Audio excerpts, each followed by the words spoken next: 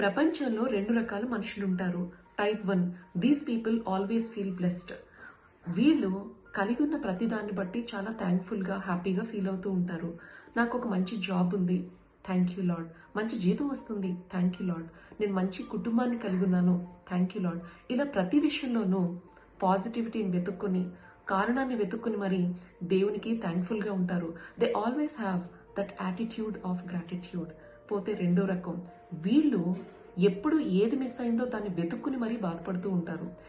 వస్తున్న కలిగి ఉన్న ఆనందాన్ని కూడా అవతలకు నెట్టేసి, నా దగ్గర ఇది లేదు అది లేదు, నాకు ఇది దక్కాలి కానీ దక్కలేదు అంటూ వచ్చిన ఆనందాన్ని పక్కన పెట్టి ఎప్పుడు బాధపడిపోతూనే తమ జీవితాన్ని ముందుకు కొనసాగిస్తూ ఉంటారు.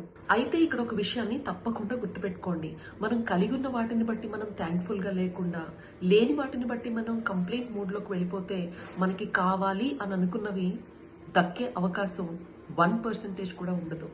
ఎందుకంటే సక్సెస్ యొక్క గేట్వేస్ని ఓపెన్ చేసేది గ్రాటిట్యూడ్ అయితే, కంప్లైంట్స్ వాటిని క్లోజ్ చేసేస్తాయి.